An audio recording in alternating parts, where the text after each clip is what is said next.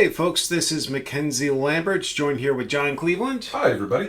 This is going to be another installment of the Three Tenors. This time we're going to be looking at our favorite cameos in film. Yep. There's a lot of different kinds of cameos, I realized. Like, after researching this, I realized like they're almost their own genre. There's a lot of different ones. It's weird.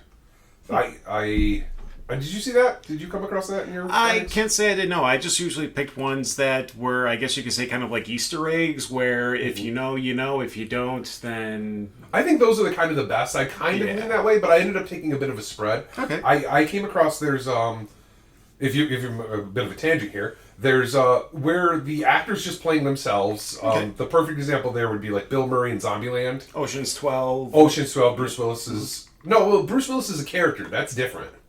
He's not Bruce Willis. Okay. He's somebody else. So like Neil Patrick Harris in Harold and Kumar. He is Neil Patrick Harris, the actor. Okay. That kind of stuff. Then there's which is probably most there's or I don't say I'll just say some more examples of that. Billy Idol's in The Wedding Singer. Yeah. Yep. Chuck Norris is in Dodgeball. Mike Tyson's from The Hangover. Okay. Donald Trump from Home Alone 2, Lost in New York. And he was also in the Little Rascals movie in a cameo. He was. And Dustin Hoffman in The Holiday. Not a great flick, but it's a funny little moment. One of the few rom-coms I can actually tolerate. Well, the only reason I remember it is because I found out that, like, it's not even a scheduled cameo. He literally was going into that Blockbuster. It's the closest to his house. So he just walked in when they were filming, and they're like, well, we're going to make a scene because you're here. Then there's the playing characters they are known for in other movies, which weirdly is kind of like a way to make a cross-universe from some films that you wouldn't think are connected, like Dan Aykroyd in Casper, John Hurt in Spaceballs, although that one obviously is just a joke because his character would have died. Kevin Bacon in Planes, Trains, and Automobiles. He runs to catch the cab, but he doesn't. Is functionally the same character he was in She's Having a Baby. And apparently he just wanted to be in it because he loved working with John Hughes so much. That's where the Bruce Willis in Ocean's 12 movie. Okay. Because the Ocean's 11 series is a whole thing. Okay.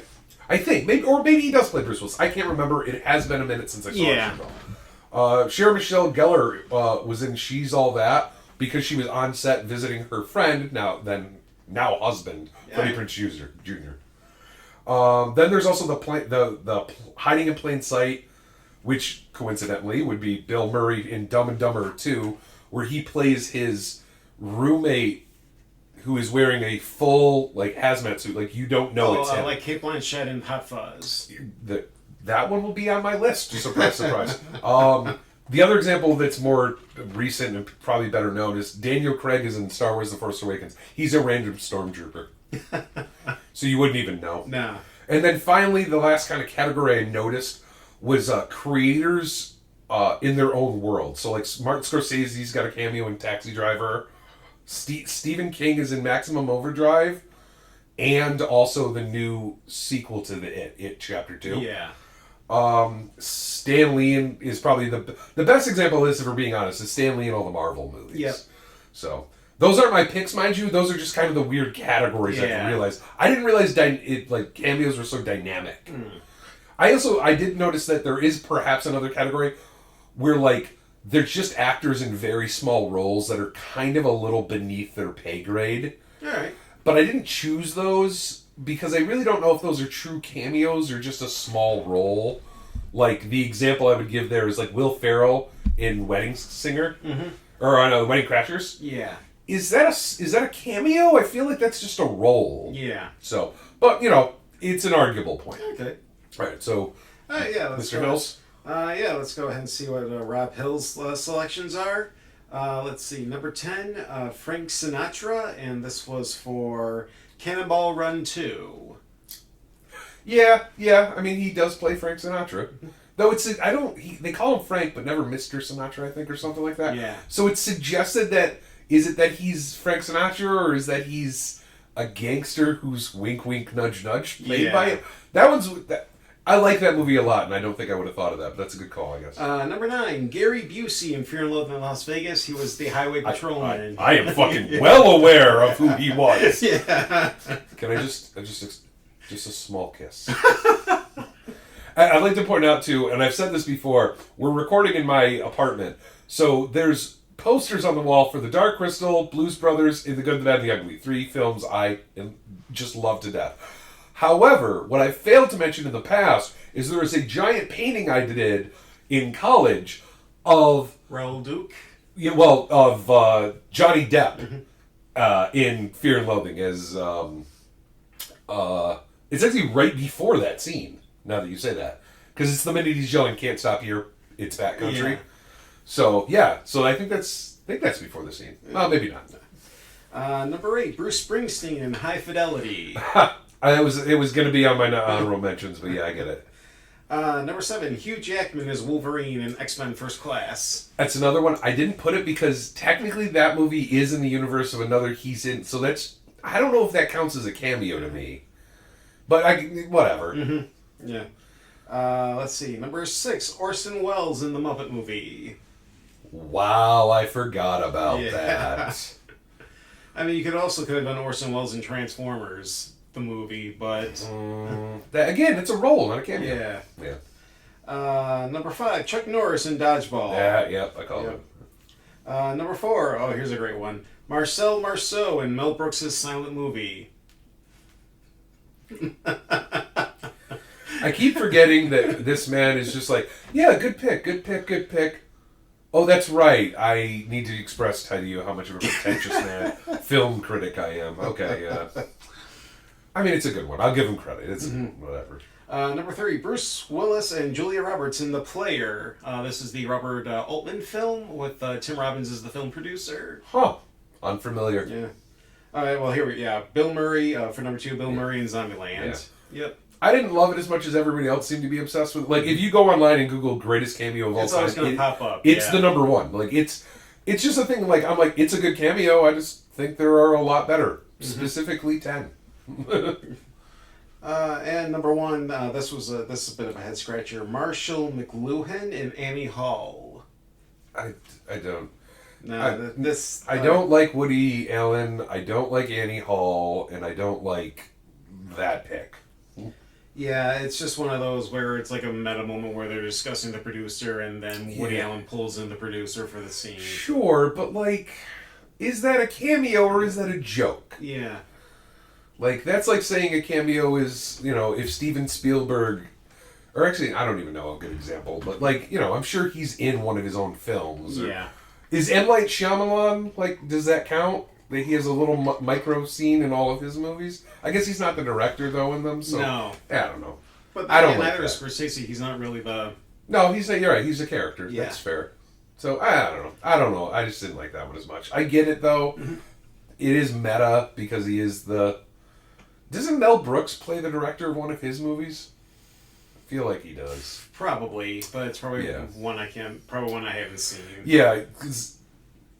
If you love Mel Brooks, here's a solution. Just watch the famous ones. If you've heard about his movie, watch that. Do not watch one of the ones you haven't heard of. Yeah. I bought a box set, like, right out of college that I saw, like, Best Buy or one of those companies was going out of business, and I was like, there was just a Mel Brooks box set of every one of his movies for $5. I'm like, sweet. Perfect. I bought it and realized the 4 movies I already knew he was in that he made that I liked were the only 4 good ones. There might be 5 now that I say that, but the other ones are not funny and really bad, actually.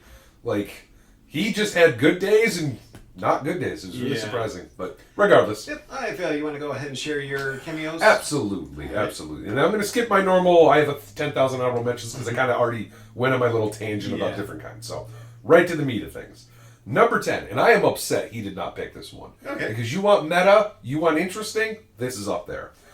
Glenn Close in Hook. Yeah, yep. Because no one knew it was her until like 5 years ago when someone on the internet spilled the beans. So if you don't know this, in Hook, when Captain Hook is torturing the one guy and he goes, they're going to put him in the boo box. Yep. You ever wonder why that guy looks a little weird? It's because it's Glenn Close in a beard. It's so amazing that, like, I never knew it, and then the internet told me, I'm like, this is amazing. I guess I do kind of have an honorable mention, I will say. Okay. I didn't put it in here, but when we were talking, I just remembered that Hulk Hogan is in Gremlins. Gremlins 2, yeah, the new batch. New batch. And I kind of wish I had him on my list now that I say that. Because it was funny. Yeah. Even if Hulk Hogan isn't. It was funny. Yep. All right. Number 9. This is probably my most recent one. I think so, yeah. Okay. It's Mike Myers in Bohemian Rhapsody. Yep. The reason is he just plays a small character, so there is that arguable, does this count? Yeah. However, the meta move of having his character, he's an executive, for all those who don't know, who is telling Queen, Freddie Mercury specifically, that Bohemian Rhapsody will not sell as a single because no one will want to sing it in their car and bop their head to it. Which is ironic because that is the defining moment that Mike Myers became a household name. Yep. Was for that moment in Wayne's World. Yep. So there's some meta stuff there working. So I like that.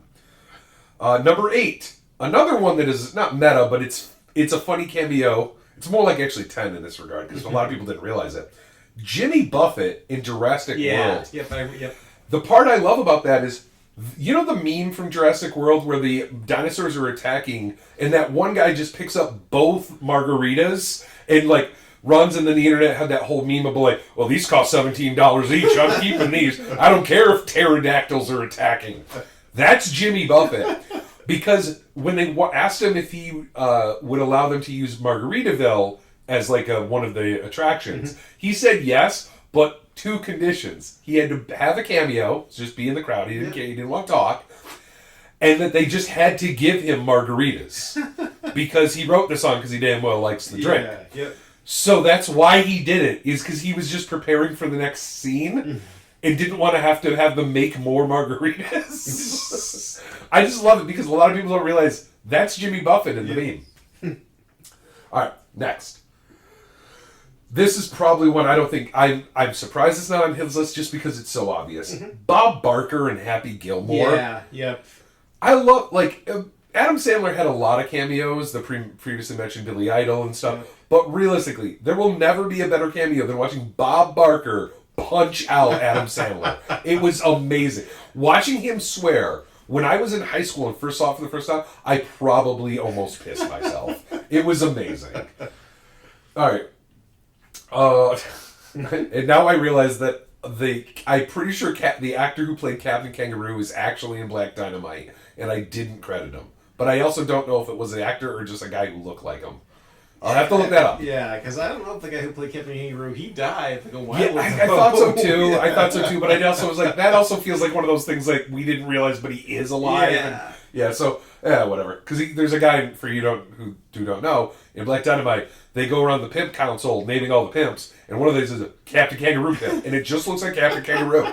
It's amazing. All right, number 6.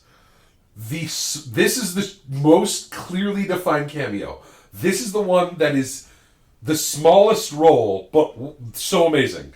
David Bowie in Zoolander. Yeah. Yep. It's important too. He does serve a purpose in the plot. He's the judge for the walk-off.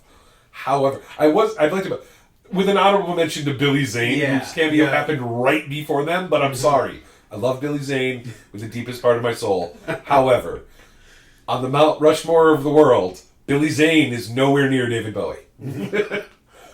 All right. I believe I can be assistant. Takes off his glasses the wrong way, but cool somehow. And then he's so awesome. Let's dance. It gets a still shot. It's fucking amazing. Oh, that should have been higher. Now that I'm so excited by it, it's just great. All right. 5. Another one that I actually thought this was going to be his number 2 or 3. Christopher Walken in Pulp Fiction. And again, arguably stretches the definition because he has a whole scene, but he just has one scene that's literally, he's not on set with any other actor. He's basically a memory. But I'm like, that's pretty good. And what we did monologues, I almost had that one instead of Ezekiel 25:17. Yep, and he gives a great monologue too. Yeah. But again, I see why maybe it doesn't count as a cameo to some people or not. I'm of course referring to the scene where I'm just gonna say, gives a boy a watch that his father didn't get to give him. That's all I'm going to say. Yeah. Yep. And if you don't know, first off, watch Pulp Fiction. Why haven't you watched it? Yeah, like, I don't, like, unless you're a little old lady going to church, which you're not listening to this thing, like, you should have seen Pulp Fiction. It is culturally important. It's like when people say, it's to a lesser extent, I guess, when people tell me, like, oh, I've never seen Wizard of Oz. What? Or Shawshank Redemption? Did you not own a TV in the 90s? So, anyway. Number 4. And these are very, like, 4, 3, 2, and 1 are just, these are set in stone for me. Okay. Very rarely do I have such a very clear, no, this one, and then this is better, and this is better. All right. So, number 4. Matt Damon in Euro Trip. Oh, yeah, Scotty doesn't know. He's the guy that's cheating on Scotty with his girlfriend, writes a fucking song about it, which is a banger, I'd like to point out. I highly suggest getting well, at least downloading that song. The rest of the guy's stuff isn't that great. But yeah, no, Scotty Doesn't Know is an all-time great movie song, in my opinion, that's plot relevant to the movie and stuff. And just the fact that it was Matt Damon, and from what I understand, I remember reading that, I don't know if it's true, he just, like, knew one of the producers and was on set for a day and wanted to, like, oh, this looks fun. Because, I think it was produced, like, by Miramax or something like that. Yeah, so he just stopped by for the day and just went, hey, can I be in it? And they're like, yeah, Tom, you're not singing no more. Why? Matt is. Put a fake tattoo on his neck. All right. Number 3, Quentin Tarantino in Desperado. Yeah. Yep. Again, super plot relevant, very small scene, doesn't interact with most of the cast. But the whole idea that he tells what is, to this day, I consider one of the greatest jokes of all time. I remember when I went to high school the day or the weekend after the Desperado came out in theaters because a friend went to go see it. And he was cool because we were still, like, I think we were maybe in middle school. Okay. I can't remember exactly when it came out. But, no, whatever. But, like, he went to see it first, so he told that joke like it was his own joke. And we all, loved it. Only later realizing it was from the movie. But, again, if you've never seen Desperado, do that. Here, I'll sell it to you real quick. Antonio Banderas is basically nude a couple times. And Salma Hayek. And then, so there's all the women that I need to tell, and some of the dudes. And now I'll get every other human being in some forms of inanimate life. You see Salma Hayek's tits. I shouldn't need to sell this to you. Listen, I'm not even being a chauvinist. If you don't like Salma Hayek's tits, something wrong with you. I don't care who you like to sleep with. Even now. Like, yeah, I don't care who you like to sleep with. She's one of the most gorgeous women who have ever existed in the history of mankind. Fight me. And in the loyal army that is following me that agrees with that opinion. And it's also one of the best action films of the 90s. And it's just one of the greatest casts also. You got Danny Trejo, you got Cheech Marin. So good. It's the movie that made Danny Trejo famous, I think. Yeah. All right. Next. Number 2, Tom Cruise in Tropic Thunder. Yeah. Again, you can't. It gets to that point where it's inarguable. Is he a full character or is he just a cameo?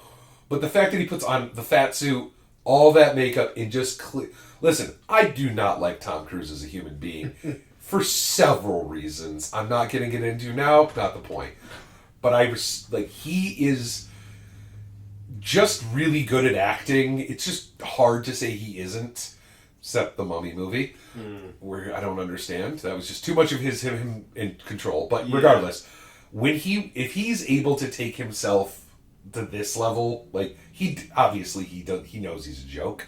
Look that's what that character is. Yeah.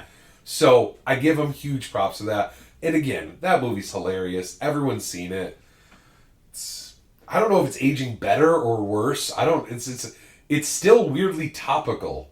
And it works today. Yep. So, great film. An amazing cameo, I think. And again, one of those monologues, like that moment where he grabs the phone and just goes ballistic. It's just... I'm not even talking about the end credits where he's dancing, which is its own level. Number 1, and if you've been paying close attention, you already know what this is. But my favorite cameo of all time is Cate Blanchett in Hot Fuzz. Because... If it wasn't for the fact that she's so goddamn good at acting, you wouldn't even have realized it's Cate Blanchett. Because she's in a full hazmat clean suit, and she has a mask on, and the goggles. But it's those piercing blue eyes. It's those piercing blue eyes and that voice of hers. Yep. And the fact that she's, like, clearly good at articulating and stuff. But, like, I just love it because there's a singular line. That I've said it before. Hot Fuzz is probably the best written film I've ever seen. There's a line where, like, ignoring that it's Cate Blanchett and that's its own weird, like, amorphous level. It's icing on this cake, though. Her character is confused to be the girlfriend of the main character. So there's clearly nobody knows their differences. And then later she goes, do I look like the kind of person who would do that? That was Greg. And then it turned and it's Greg. And they're identical. Like, but it's funny because they're not. You know they're not as the audience, but you also know they're supposed to be. And it's just this hilarity of, like, it's kind of like, for me, weirdly, and I don't know how to better describe this. It's kind of like after you watch Inception, how you kind of just want to talk to somebody and be like, hey, what did that mean to you? And like it spurs debate, which is one of the reasons I love that movie. That joke does that to me. I want to talk about like how it was built and framed. It's beautiful. But yeah, so those are my top 10. All right, very cool, very good. All right, I've got a couple of honorable mentions first for my list. My first honorable mention is the View Askew universe at the end of Jay and Silent Bob Strike Back. Okay. Where you have all the different characters from all the different Kevin Smith movies talking about the Jay and Silent Bob movie. I just realized I could have named like 4 Godzilla movies where Mothra basically just has a cameo.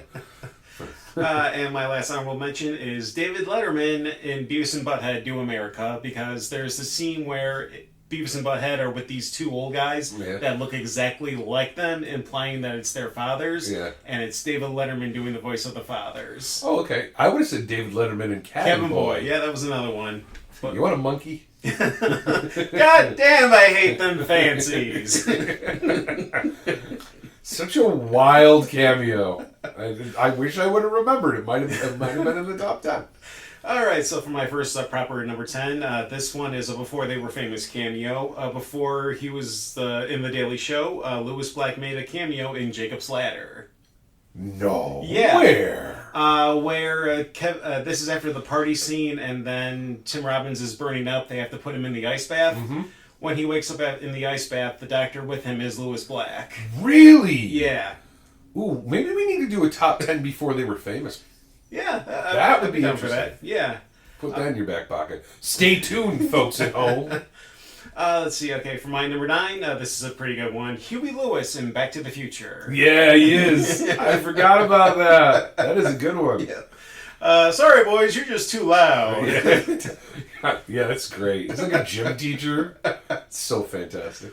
Number 8, Steve Buscemi as Buddy Holly in Pulp Fiction. Yeah. Oh, that is pretty good. Yeah. I forgot about that.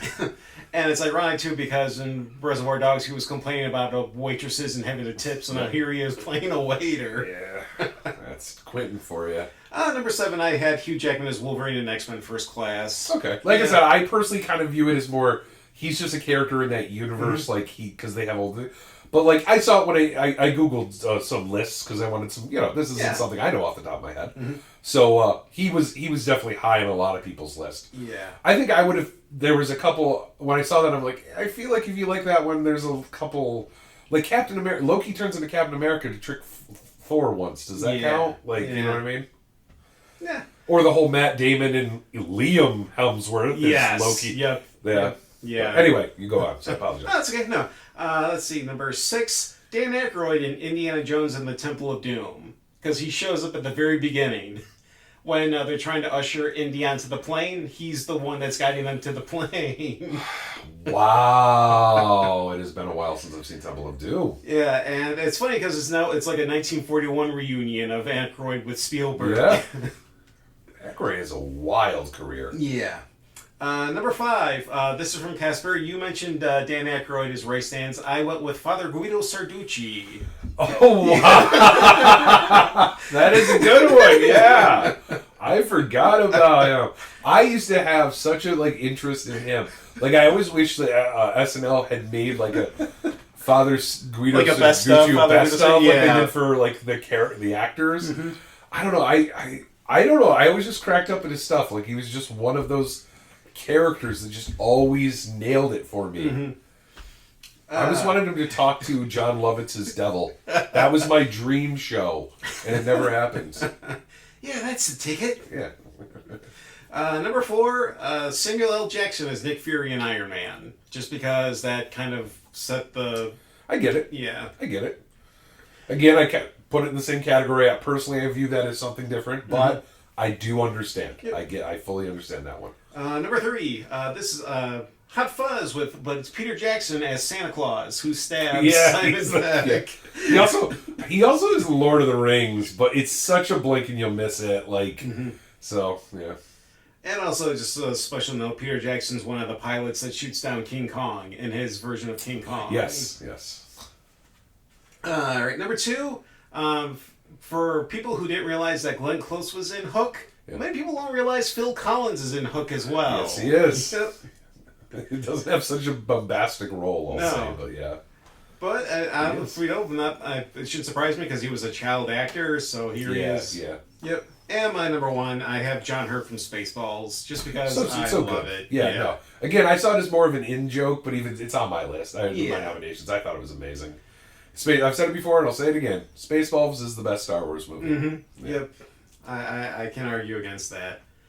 All right, so those are our selections for the best cameos. Feel free to share yours in the comments below, just because I'm sure we just covered the tip of the iceberg. Oh yeah, no, yeah. And again, there's nuance to it, so I'm interested in all the different ones that maybe I'm still thinking of ones I'm like, I forgot about that one. Yeah.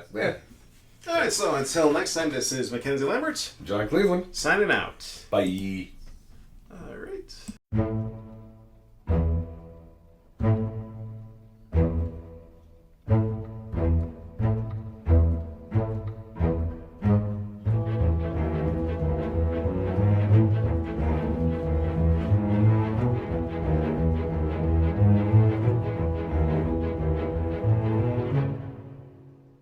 Mackenzie Lambert here, your host for Mecca Movies, joined here with my good friend John Cleveland. Hi, everybody.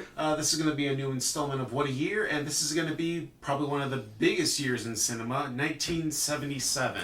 Yeah, I'll definitely say, this is the first time where, I need to be very clear. My top 10 is my top 10 favorite films. Mm-hmm. I'm not about to have a conversation about quality of films here. Because spoiler alert, there's going to be at least 2 movies in my honorable mention that are going to piss off some people. That they're not in my top 10. Yeah, I'm probably going to have a couple of those too as well. Yeah, let's go ahead and rip the Band-Aid off. Yeah, it's a good way of doing it, yeah. All right, you want to go first or want me to? Yeah, I'll go first, okay. Yeah. Okay, so here are my honorable mentions for 1977. First, Disney's Pete's Dragon, which was a really one of the great mixes of live action and animation. Yep. Next, Saturday Night Fever. Yeah. Yep. Disco's not my thing. No. It was in my honorable mention, but I would never have been on my top 10. This one's Smokey and the Bandit, just because I haven't seen all of it. I've only seen bits and pieces of it. I need to actually sit down and watch the whole movie. Yeah, that's in my top 10, and we're going to have a discussion about that at some point. Yeah. Although the Jerry Reed's theme song, Eastbound and Down, I get that's on regular rotation. One of the greatest soundtrack movies of all time. Yeah. Next time I'll mention Slapshot with Paul Newman. Yep, classic, especially if you like hockey. Yep, and famous Hanson brothers. Yep. Next one, Day of the Animals. Just because if you want to see Leslie Nielsen just completely lose his shit. Leslie Nielsen is a bad guy. Yeah. I shouldn't need to sell it to you more. Yeah. Hot shot! Hot shot. Me and a buddy keep saying we're going to watch that movie someday, and we're going to do hot shot shots, because there was a scene. Leslie Nielsen's character is an a-hole, that's all you need to know. Mm-hmm. And at one point he starts calling the character Hotshot, and the character does not like being called Hotshot, so tells him to stop. He just repeats the word Hotshot back to each other, like 40 times in 2 minutes. We keep saying we're going to take a shot every time, and I go, dude, we're just going to die. I don't think you could chug alcohol fast enough. And my last honorable mention is Enzo G. Castellar's The Heroin Busters, featuring Fabio Testi and David Hemmings. This is a very you pick. And one of the rare non-horror scores by Goblin. Okay, yeah. Yep. All right, now into my proper top 10, and remember these are my favorites. Yep. Number 10 is number 1 of the Secret Service. This is from Lindsay Shonteff, Canadian filmmaker who did a lot of work in Britain. This may very well be one of my favorite Bond parodies. Okay. It's a total spoof of James Bond. I'm a giant Bond fan, so I actually really like Bond parodies, and I've never seen that one, so I'll have to look into it. All right. Number 9 is Crime Busters. This is Bud Spencer and Terrence Hill as Florida cops. Called it! And featuring David Huddleston of Blazing Saddles in a funny role as well. Yes. Number 8, Highway Racer. This is a Euro crime Polizio film. Without this movie, there would be no Fast and Furious, just because the car work is that impressive. You're starting to notice a theme here, folks. All right, number 7. All of the movies you like have good shoes. I'm going to say that. I'm just going to say that. And good hair. And good hair. Yeah. All right, number 7, The Spy Who Loved Me. Okay, yeah. Yep. Classic James Bond. Roger Moore's third film. Bond's the 10th in the Bond series. Introduces to Barbara Bach, one of the most famous Bond girls of all time. Mrs. Ringo Starr. And is the introduction of arguably his best henchman villain. Arguably. Odd Job's up there as well, obviously, and a couple others. But Jaws. Yep. Number 6, now many of you are going to be surprised it's this low on the list, but it's Star Wars. I'm not surprised. Yep. Yeah, you and me both are gigantic Star Wars fans, so not surprised that it's this low. Okay, so let's see how much more angry I can make people now the movies I have above Star Wars. I feel like in my things, I remember in past I've talked about my disdain for Disney, so I think I've already getting the hate. Okay. So. All right, my number 5 is the Kentucky Fried Movie. Not surprising at all. A little surprising it's only 5, but yeah, that makes sense. It's a parody film. A parody film, but it's also like one of the rare sketch films that work. Yeah, I would say it's the closest America got to Monty Python. I would say that that's a fairly good representation. With that said, I want to make this very clear. I do not consider it close anywhere as good as Monty Python and Holy Grail. But it is a sketch comedy. Feels very similar. And it's like if I saw this movie when I was 13 and I was like the perfect demographic for it because it had acne jokes, fart jokes, tits, boobies, a little bit of gore. It was the dirty movie my classmates and I would talk about behind everybody's back because we realized we're not supposed to see this. Yeah, because the cover in no way, like your mom would let you borrow it, because the cover in no way told her what you were about to watch. Yeah. All right, my number 4 is probably one of my favorite vampire movies, George Romero's Martin. I knew that was going to be a good list. Yep. I actually got to meet John Amplis and Tom Savini, who were both in this film at the Living Dead weekend. And John Amplis, what a sweetheart. He's cool. A really, really cool guy. That's cool. Yep. Number 3, Dario Argento's Suspiria. Yes. Yep. Except that dog scene. Yeah, the dogs. You can tell the dog. If I've said it before, Suspiria would be one of my, if not my favorite horror film of all time, or at least one I consider one of the best, if not for that dog scene. Yeah. It's just one point a dog attacks a guy, and it's the worst puppet you've ever seen. Yeah. It's so sad because the movie is so... It has such an amazing visual tempo, and its music and the audio is landscape. And the audio landscape is beautiful, and it's interesting, and all of it works. Even some of the bad special effects work, because it's magic, and there's certain things... Except the dog. The dog just does not work at all. It bothers me because if you could fix this one thing, Exorcist and John Carpenter's The Thing are the only horror movies I would be like, you need to discuss this. Yeah. But as it stands now, it's only in my top 10 best. My number 2 is just one of the craziest Japanese haunted house movies of all time, Houseu, a.k.a. House. Yep. There's no way to describe it. Nah. It's in my top 10. Yep. Oh, spoiler alert. It's literally a movie effectively written by a little girl's nightmares. Yep. It's Japanese, and it's set up tone for their movies are just going to be weird from now on. Yeah. It's a movie where I dare you to try to tell me what it's about. I dare you. In the comments below, just give a glimpse into what you think the movie's about. Because I'm not saying you're right or wrong, because I don't know what it's about. No one knows what it's about. Nah. And my number 1, David Lynch's Eraserhead. Just one of the scariest movies I've ever seen. It's so weird. It ended up just being an honorable mention for me, just because it's almost an art house film to me. Like it straddles the line, but we wouldn't have David Lynch without it. I mean, we wouldn't have a lot without it. It's very influential. I am going to say that when I tell my list, I bet there's one or two that you better have a reason why. Okay. I want to hear a reason why. Okay, chances are I probably haven't seen it. That's probably what I'm thinking is your reason. I'll be honest, but there are some big omissions. Okay, that I think you missed. All right, let's hear them. Let's see what you got. My list. I went through all 3,114 movies according to IMDb that were released in 1977. So I have, as I've been doing with these, I have honorable mentions. I have bad movies that came out the year, and if you're a fan of bad movies like I am, that you should check out. And then I have my top 10, which again, I stress, just like Mac, are just my favorites. Yeah. I'm not trying to say that they're better. I'm just saying they're favorites. All right. And I need to stress that, especially because my first honorable mention is just Star Wars. I'm not that big of a fan of the series. I think they're all overrated. They're okay, but the best thing Star Wars did is it changed how Hollywood treats franchises, which I think is a bad thing. Yeah. So I think its legacy is actually bad. Now, with that said, in no way do I think it's a bad film. The first three are good. They have some big problems that their fan base just does not want to talk about. And Lucas, more so than Romero, stumbled into greatness. Yep. But... all because he kept the money on the merchandise. Yep. But I will say, still, if you haven't watched it, you have to. It's culturally relevant at this point. Number 2, Close Encounters of the Third Kind. An altogether better film. With a better director. And no offense, better special effects. That just doesn't get... I feel like it's a lost gem. Like, people forget about it a lot. Eraserhead, as I mentioned. I like the movie Orca. I know you might think it's bad, but I actually think it's one of the best Jaws knockoffs ever. And Richard Harrison basically can't do anything wrong, in my opinion. The Hills Have Eyes. That I thought about, but I not a great film. I just want to stress this. Not a great film, but for any horror fan, it's the movie that made put Wes Craven on the map. Yeah. After Last House on the Left. So take that into account. But it's an important film and thing. The sequel's horrible. Nah, and I didn't leave Hills Have Eyes as dirty as I did with Last House on the Left. Very true.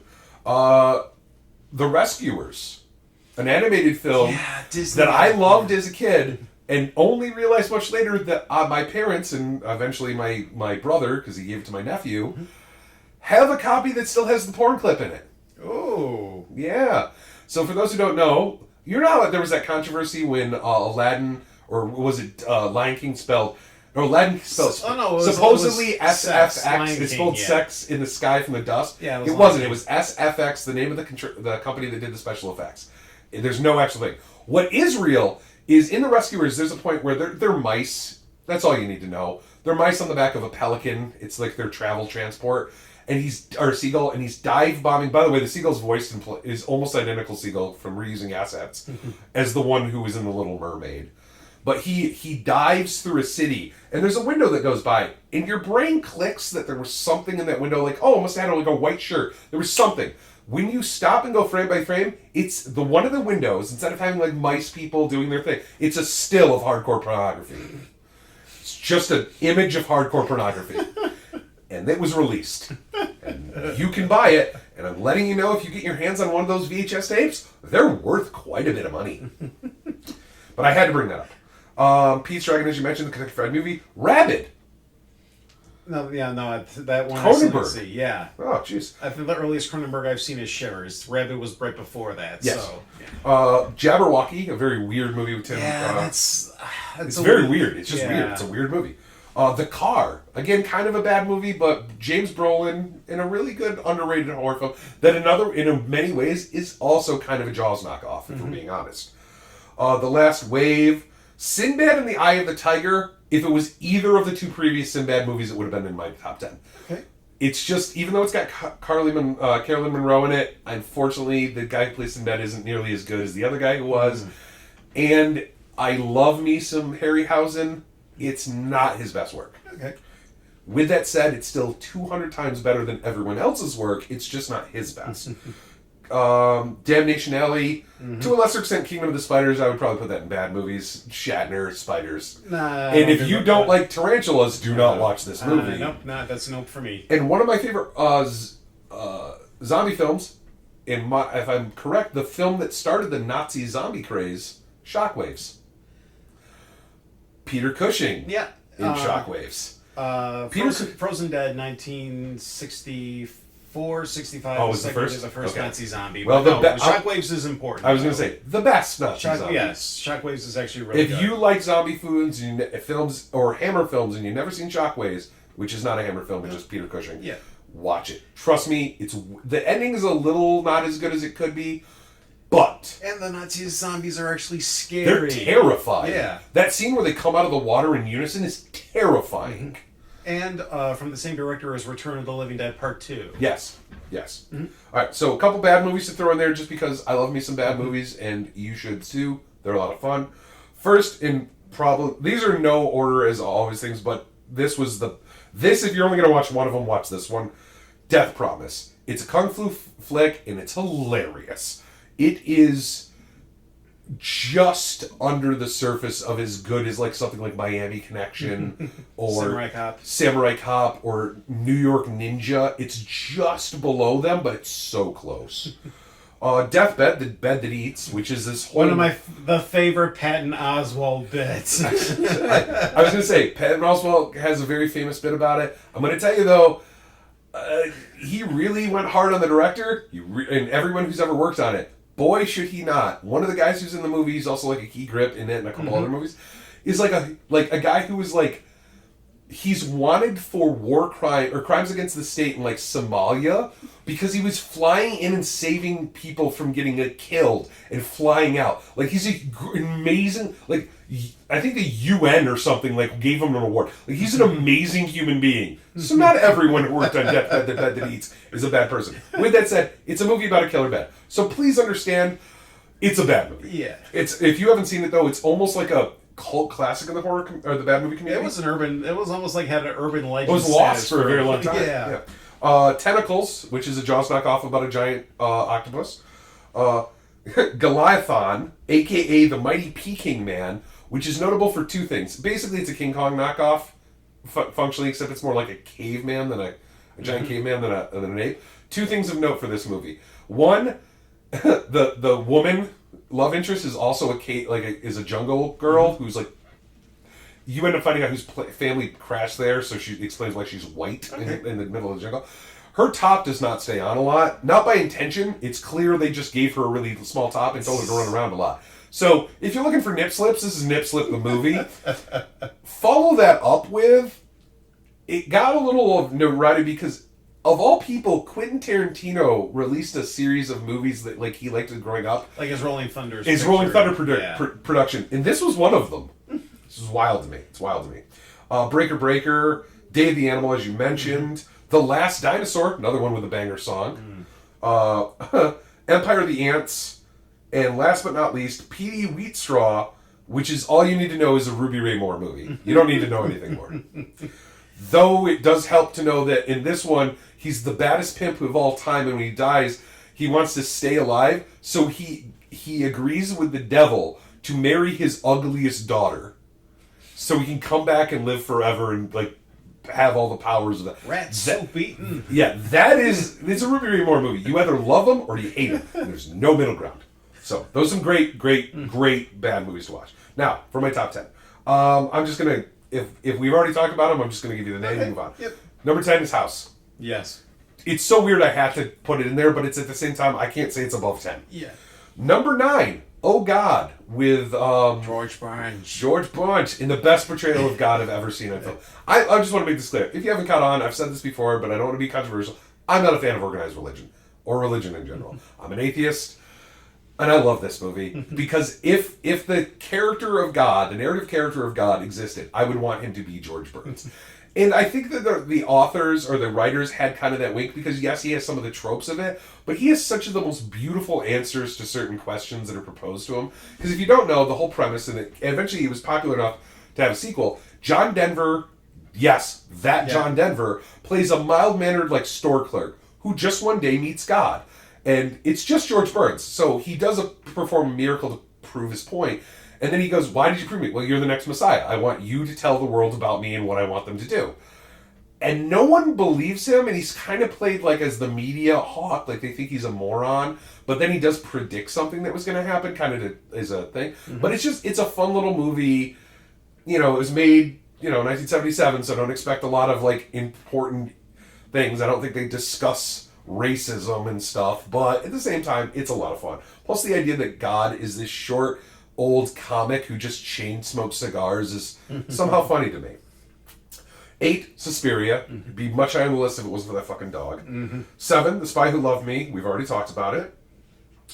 6, Wizards. The animated movie. The rotoscoped animated movie. I'm just a big fan of it. I remember when I saw it as a kid, and it just blew me away. It was the first adult animation thing I think I've ever seen. Okay. I'm not saying it has tits everywhere or anything like that. It wasn't made for a child. It was made for a teenager. Yeah. Or somebody with a little bit more knowledge and stuff. It's just a good watch, and if you like drugs, it's a good watch if you're stoned, to be honest with you. Number 5, and this is all of these I consider actually very good films. That order, maybe not so much, but some of these are I'm a little concerned, like you didn't even acknowledge. Okay. Number 5, The Duelists. The single greatest sword fights in film history. It's one of the Carradine brothers. The second, not David, Rutter. I think Rutter is his name. Starts with an R, maybe. Robert Carradine was Revenge of the Nerds. Nope, the other one. Keith Carradine? Keith. It's Keith Carradine and Mr. Wolf from Pulp Fiction. Oh, Harvey Keitel. Yes. Both of them, it's based on a true story that is fairly accurate to the actual story from, what I've heard. But, legit, they're going for it. There's 1 or 2 movies that can lay claim. I've seen, if you look on YouTube for, videos of, this guy's an Olympic fencer, or this trained sword master. Mm-hmm. What do you think of the best fight scenes or sword fights in history? This is number 1 or number 2. Okay. And it actually, I think, has 2 or 3 of the best sword fight scenes. If you like a sword fight, and boy, do I like a sword fight, this is the movie for you. Okay. With that said, if you're not a fan of fairly historically accurate, I don't want to go crazy, period dramas that have some awesome fight scenes, you're not going to enjoy it, but for me, so good. Number 4, this one I need an explanation. A Bridge Too Far. Didn't see it. Name an actor who was alive in 1977 who got an Oscar nomination, and they're all in A Bridge Too Far. Okay. About an act, and I've also heard this is one of the. It's not the most. Waterloo is the most historically accurate film of every time. The director had 2 heart attacks during it. It took 4 years to film. They used the actual French army. They got the actual company that made their gear to make the gear. Outside of that, this is one of the most accurate war films of all time. It's about the British taking over, I think, Berlin, and their whole plan was to take it over, a certain area, and they had to take a certain number of bridges. Well, the thing is, they just went a bridge too far. It was early in the war when the British just thought they were going to roll over the Germans, and very obviously, that's wrong. You get the disconnect between upper level military who are nowhere near the front lines and the actual front lines. I'll put it this way: this is a movie where Anthony Hopkins is a minor character. Think about that. This movie should have won basically all the Oscars, if not, should have been nominated for all of them. And it was nominated for a lot. You need to watch this movie. Okay. It is not the one I'm most upset that you didn't list, though. That's coming up. Oh, boy. Number 3 is not this movie. Okay. Number 3 is a wild card. I really like it, but it's... Again, I grew up watching Westerns with my dad, so I have a soft spot for this. It's The White Buffalo with Charles Bronson. Okay. Charles Bronson and... I can never remember his name. The Native American actor from Poltergeist. Okay, I know who you're talking about, but I But the whole premise is Charles Bronson is... I think he's Jesse James. He's a famous outlaw. And he's Wyatt Earp or something. He's basically has to retire because he's losing his edge. And he's losing his edge because he can't get the idea of this white buffalo. It's haunting him. So he goes to the Old West. He goes to this western town because he feels like he has to. It's this calling. Where he ends up meeting this Native American who I think the character is also it's like Sitting Bull or something. He's a known character. And they're both old warriors kind of at the end of their rope. Like they're right, because that's a life where you don't grow old. Mm-hmm. You screw up a fight and die. And they're both getting to the point where they're no longer sure they're going to win their next fight. And they both, for different cultural reasons, feel the need to defeat this great white buffalo spirit. And it's really good. There's one bad shot because it's a mechanical bull, mm-hmm. like on a track. Like literally, they lay like a train track down for it to move. And there's one scene where they, unfortunately, the angle, you fully see the track and everything. Mm. If you can ignore that, and the fact that, it's like this, the way I put it is like this. I watch Jaws, and I'm fine that I can see that at one scene, he opens his mouth, and I can see the lever is working his jaw. Yeah. I do not care. It does not take away from the film. If you think Jaws is a worse movie because of that, you and me do not agree on how cinema works. This is the same thing for me. I'm saying it's as good as Jaws. I'm just saying, if you can get around that, it's a great movie. It's Charles Bronson trying to do more than the I'm vengeance. I feel like Charles Bronson's entire career is I am angry, quiet vengeance. And I think that this is it's a turn for him, and I think it was very good. The next one, however, is the one the final one and the only thing that's acceptable is you've never seen it. All right. Sorcerer. I actually got the DVD. I haven't opened it up yet. Go home tonight and do that. Go home tonight and do that and realize that you're about to watch one of the greatest films that have ever been written or filmed. And somehow it just languishes. It's one of those where, like, I remember hearing about it originally, thinking it was about wizards, being upset when it wasn't, rewatching, or finally getting around to watching it, being blown away at the character work and the acting, and the writing and the directing. And then slowly over time, it's creeping up lists of the greatest film of all time, to the point where I have seen it on the top 10 sometime. Okay. It is amazing. It starts where you're getting introduced to 4 different criminals that are all fleeing. They've committed a crime, of various crimes. It's not the same crime. They're not in cahoots. Each is leaving they end up in this shithole backwater mining town in South America, all of which because they fled. Yeah, this is the one where they're transporting nitroglycerin. Yes. Yeah. And their whole thing is they need... And the thing is, like, they are doing it for a good reason. They're, just so we're clear, they're not. They're looking to split the money so each of them can get out of this shitty situation. It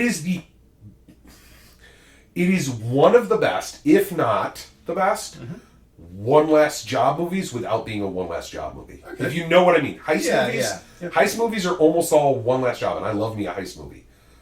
This is kind of like that, except it's written beautifully. I believe, William Friedkin, so yeah. Yeah. Yeah, that's really all you need to know. Yeah. Like, yeah. It's one of those where I think it's another that's often quoted as being, like, because it got nominated, I think it actually won an Oscar for Best Score, because it scores Tangerine Dream. Yep. It's the movie that made everyone go, oh, Tangerine Dream makes really good music that has nothing to do with the movie, but somehow works. Yeah. Yeah. I think it's the one that does it. It might be the second, but still. You need to watch it. Okay. You just do. It's so good. And number 1, and in no way do I think this is the best movie. It's not better than Sorcerer. I just have a connection with it, and I grew up watching it. Smokey and the Bandit. Yep. It's a joke. I'm not even going to get into it. I grew up in the country, so lean into that a bit what you want. But I will say this. Weirdly, every time I move into a new apartment in my life, my friends and I will be like, I should say, after college, me and my friends got an apartment together, and we're like, hey, let's have a night, like Friday night's the first night we're all, together. We don't have stuff going on. Let's all get together, and we're going to get some beers, and we're going to watch a movie. And we picked out the movie. I can't even remember what it was anymore. And then my one friend didn't show up. Like, he was working late or something. So we just said, screw it, we won't watch that now, and we'll put something else in. We put in just random, my friend hadn't seen it or something. We just put in Smokey and the Bandit. It's not on 2 minutes, and my buddy walks in the door. We're like, we're already started. We're not going to re-watch it. Like, we'll just watch this and then watch that. Yeah. So we didn't even think about it. We move into a different apartment. Same group of guys. Exact same group of guys. A couple years later, we move into a different apartment. Same statements being made. We're going to get together. We're going to watch a movie, as Chris in the apartment with a movie. Kind of a ritual thing, whatever you want to call it. We pick a movie. Something happens where we have to delay it. Somebody goes, just pick a movie at random. Just pick a movie at random. Because we had like a new girlfriend who'd never been part of it. She'd never heard the story before. You know what movie she picks? At completely random? And I just want to admit this. I did not have 20 films to choose from at this time. At that time, I still had about 500. She picked Smokey and the Bandit. Not even 2 minutes later, my buddy walks in. When we moved into this current apartment, first movie we watched, Smokey and the Bandit. It is a thing my friend group does. When you move, the first movie we watch to christen your house is Smokey and the Bandit. I know it doesn't make sense. It just serendipitously is a thing we've decided the universe wants to happen, so we go with it. And besides that, I do think it's a fun movie. It's the best chase movie of all time, in my opinion.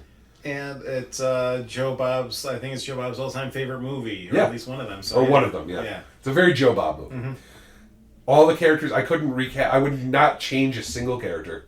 Maybe the doofus, deputy, but he's so pointless it doesn't really matter. Yeah. But even he works. Like, everyone is on point. It's great. One of the all-time best heroes and one of the all-time best villains. Yep. So that's 1977. Yeah, this was a tough year to narrow down. So. Yes, a lot of good ones. This is... Sometimes we do these, and I got 10, and I'm kind of weird, and I'll pick some randos to see for... honorable mentions, but, what it is. This one was stacked. Yeah. This was a good year for cinema. Mm-hmm. I will say that. Yep. This was a mighty fine year. Mm-hmm. So. Alright, so on that note, we're going to go ahead and close out this installment of What a Year. This is Mackenzie Lambert. And John Cleveland. Have a good day, folks. Bye. I didn't do it! I hated her so much. It flames.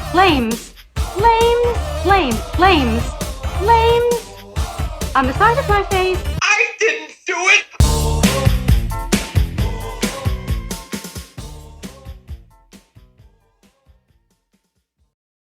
Hey everybody, Mackenzie Lambert here, joined by my good friend John Cleveland. Hi everybody. And this is going to be another installment of Character Actor Corner. We previously looked at, I think, one of the more underrated actors, Mr. Malcolm McDowell. I struggle to say he's underrated. Mm-hmm. I almost think sometimes over. Okay. If I'm being honest. I think he's very skilled, but let's be honest, he's been riding his own coattails for a very long time. Yeah, that's a fair point. So we're going to go ahead and look at an actor that he worked alongside with in the a film that I described previously, Buy and Sell. And this is going to be the one and only Randall Tex Cobb, thankfully. Former you took some pride on that. Former fucking boxing champion. Yeah, he could probably kill me. So. No, he like, people don't realize, not that everyone ever talks about Randall Tex Cobb, but he was legitimately going to go pro. He actually went 13 or a distance with the guy who went the distance with Rocky. Okay. Yeah, no, he was a legit boxer. He could have just been a boxer, but he decided he wanted to do acting. Yep. Started boxing in the Navy. Nice. Mm-hmm. Yep. All right. So what roles would you recommend from Randall Tex Cobb? Well, it's the role where he's a big tough guy who's usually hired by the villain to beat up the good guy. All of his roles. Of his roles are those roles. Yeah. He has no other roles. That's how he rolls. He is So when we thought of this idea for Character Actor Corner, and then we threw out some ideas of character actors, I'm not gonna lie, a few got thrown out that I'm like, that's not really a character actor. Even Malcolm McDowell, not really a character actor, if you're being honest, because he's led films, major release films. Character actors, to my definition, are people who are not necessarily typecast, but tend to be, and they never are leading men. They're always the buddy, at best, or the villain's henchman. Sometimes in The Greatest of Wilds, they end up being the villain, but it's probably not for a movie that made a lot of money. Okay. All right. Randall Tex Cobb is the definition of this. Again, I went through hold your seat, 33 movies he was in his entire career. And he's almost always a tough guy who is hired by the villain to beat up as a goon, basically. Not always. Sometimes he's just a tough guy. Yep. But he's always the same. And I mean, he obviously didn't have that great a range or anything. And some of these, his characters are hilarious, or they're poignant, or, whatever. I'm not saying the character can't work. It's just really funny to me that he is really just one thing. Notable, honorable mentions for me. He's in Tango and Cash, in a prison, as we mentioned. He's in Blind Fury as a goon hired by the villain to beat up the protagonist. He's in Naked Gun 33 and a Third as a goon. I'm not going to keep saying it. He's a goon in all these. The Final Insult, Ace Ventura 2, or Ace Ventura: Pet Detective. That one, he's not a goon. He's just a guy who kidnapped a dog. Yep. Ernest Goes to Jail. He's a prisoner. Police Academy 4, Citizens on Patrol. He's a tough guy that is a member of a gang that is hired by the bad guy. And when we get down, there's only 3 I really think are good movies that he's in. And I'm not even going to say, this isn't even a reflection of his amount he's in the movies. Just, these are the best 3 movies he was in that I still think you get the gist of who he was, or his character and everything. He had more than a cameo, per se. Like, Tango and Cash, he's in one scene. Like, these, he has more than a cameo, but just, I really need to stress, he's not a leading man. Number 3, probably the most speaking he ever did on camera, Uncommon Valor, from 1983. It's a POW, Vietnam POW movie when that could still be done because they might still be alive. Yeah. But I just want to stress, that movie is Gene Hackman, like, first off, it's his movie, he's the lead, but like, Patrick Swayze's in it, Fred Ward's in it, Reb Brown's in it. You're not gonna... Randall Tex Cobb is definitely in it, and he's a major character, and he talks, and it's very important. But I really want to stress this, not the most important character thing. With that said, his character's hilarious. He's a, like, insane... He's that Vietnam vet that just went bonkers, and you do not want to mess with. He's that guy. Number 2, Raising Arizona. Highly underrated comedy. And I really do think... Weirdly, people forget that Nicolas Cage, one of his early works, but also John Goodman's in that movie, of all things. Yep. But yeah, his character's just this tough biker that hunts them down. He's hired as a bounty hunter. It's hilarious. And then number 1, I think the best movie he's in, he's kind of a plot and important character, but to a lesser degree. You also would notice him because he's under heavy prosthetic. The Golden Child. All right. He's one of... Charles Dance is in that movie as basically the devil. Spoiler alert. Dear sweet brother Noomsy. And he's one of his goons, who actually kind of has a good heart at the end, and has like a bit of a redemption at the very last end. But like, really good movie, and he's in it, so had to give him a shout out. All right. Nice. Yep. All right, yeah, I've just got 3 basic roles for him. Sure. Number 3, Ace Ventura, just because him working against Jim Carrey is like one of the funniest. Oh yeah, I could have watched them have a whole movie. Yeah. Like if he was a bounty hunter, and if they made Ace Ventura 3 and his whole thing was he had to hunt him down and like was chasing him. Actually, that's what they should have done. The entire Ace Ventura movie, I think it could have had a good second B plot of him hunting him down to try to get revenge the whole time. Yep. Would have been great. Yep. My number 2 is Ernest Goes to Jail. Just seeing him work off of Jim Varney. Yeah. Having I mean, let's be clear here. He is, I don't want to say best. I think he's best in action, but he is a great comic foil. Yeah. And my number 1, Raising Arizona. Yeah. Because, it's... Everybody is in top form in that movie, whether it's Nicolas Cage, Helen Hunter, or not, Holly Hunter. Holly Hunter. And just quotable. He's also effectively Mongo. From Blazing Saddles, where he's just this big guy who shows up. Oh shit, it's Mongo! He's just that. He's a bounty hunter who's just all leather. He smokes a cigar. At one point, he's driving by in his Harley, and he's so mean. He flicks his cigar, it hits a bunny, and it explodes. Like, that's how mean he is. Yes. So, yeah, no, great. If you've never seen Raising Arizona, it's worth it to watch for, obviously, Randall Tex Cobb, but trust me, just watch it. It's a great comedy that is not given nearly enough credit. Yep. All right, and so we're going to go ahead and continue our theme of actors working with other actors as part of our series. So what actor would you recommend as far as one that's worked with Randall Tex Cobb? Randall Tex Cobb? Yeah. What if we do... Well, part of me wants to say John Goodman. Yeah, I agree. John Goodman would be a good one. So let's just do John Goodman. All right, so we'll do John Goodman next time. Okay, so that's it for this installment of Character Actor Corner. Join us next time for when we discuss our favorites for John Goodman, and this one might actually be tough. I mean, I think there's going to be a lot of good ones. Because the other thing is, unlike Randall Tex Cobb, And a little bit more like our previous one with Malcolm McDowell. Yeah. He's in a lot of movies, and he's starred in a lot of movies. So it's going to be interesting where we go with, the character actor side of this. Yeah. But yeah, no, he's in a lot of really good movies. So. Yep. All right, so that's going to be it for this installment. Until next time, this is Mackenzie Lambert. And John Cleveland. Have a good night, folks. Bye.